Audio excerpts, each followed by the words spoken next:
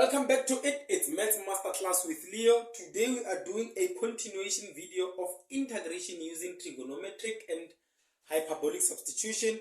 On our previous videos, we have two videos on this subtopic, which is lesson 6 and lesson 7. Lesson 6 we did from rule number 1 to rule number 5, and all of the question related to those rules. And then lesson 7 we did from rule number 6 to rule number 12, if I'm not mistaken, and then we only did one rule from one question from those rules, which was question on rule number 6, right?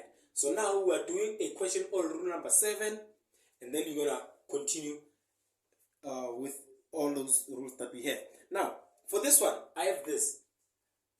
When I want to integrate this, I need to use something like this. I need to use actually something like this. So now, for me to integrate this, I'll say, let me just say, integrate this formula. 1 over 2 into sine of A plus B minus sine of A minus B, right? dt. Now, this is what I'll use for me to integrate something like this. Now, I'm given a question. They say integrate or determine or find sine of 3t multiplied cos of 2t. Sine of 3t multiplied by cos of 2t. When I want to integrate this, I'll use this. I'll say the integral of 1 over 2 into sine of, what is my a? Now, relate this with that. What is my a? My a is 2t. Plus, what is my b? My b is 3t.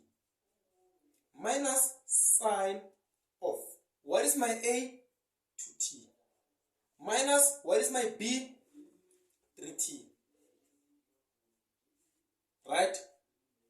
dt. So now, I'll have 1 over 2, or the integral of 1 over 2 into sine of this. I'll have sine of this, and that will give me 5t plus.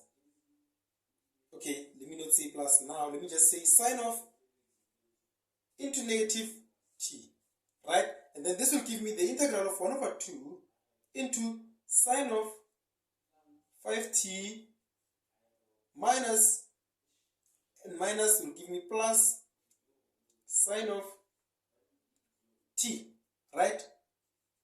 This is what I'm going to get. Now, I need to integrate that. For me, I can just say I don't like dealing with fractions. I'll take this 1 over 2 outside the bracket, and then I'll have the integral of sine of 5t plus the integral of sine t. What do I get when I integrate sine of 5t? When I integrate sine of 5t, I'm going to get, 1 over 2 into negative cos of 5t over 5. What do I get when I integrate this sine of t? I'm going to get negative cos of t plus c. This is my solution for this question. That is my solution. When I integrate this, I use rule number 7, use this, and then integrate it like that. Now, let's take another question on rule number 8. Okay, now we are doing rule number 8. Rule number 8, when we integrate cos of A multiplied cos of B, we're going to use this. We're going to use this rule. So now, I'll get a simple question that we're going to deal with first, and then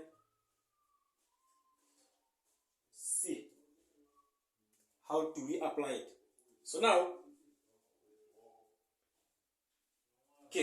I have this, it says the integral from 0 to 1. From the integral from 0 to 1, I have 2 cos of 6 theta multiplied by cos of theta d theta, right? Integrated in terms of theta. What am I going to get? I'm going to use this method, right? I'm going to use this, and then I'll have from 0 to 1, 2.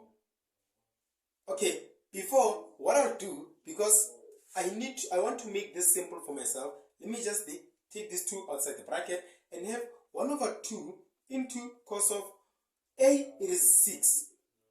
A, it is 6 theta plus B, it is theta plus cos of A, it is 6 theta minus theta, right? Then this is d theta, right? In terms of d theta. Okay, now I'll have 2 integral from 0 to 1, and then 1 over 2 into this one. It is going to be cos of 7 theta plus cos of 5 theta, right? D theta. Now, when I integrate this, I'll have, okay, before I can integrate it, let me say 2 multiplied by 1 over 2 into, I'll have, when I integrate this, I'll have sine of 7 theta all over 7 plus this one will give me sine of 5 theta over 5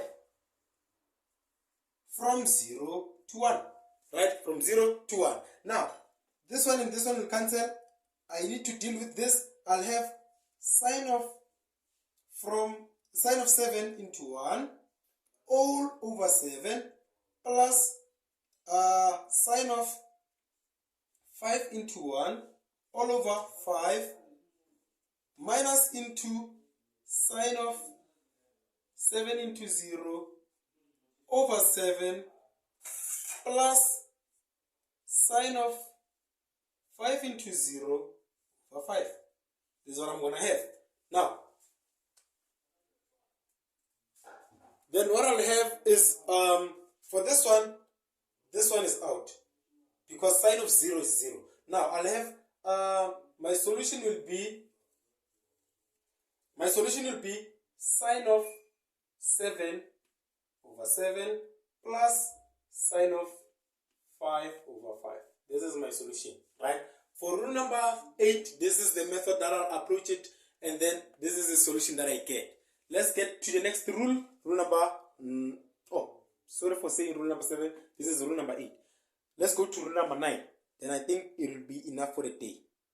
Okay, now we have the last rule for this lesson, which is rule number 9.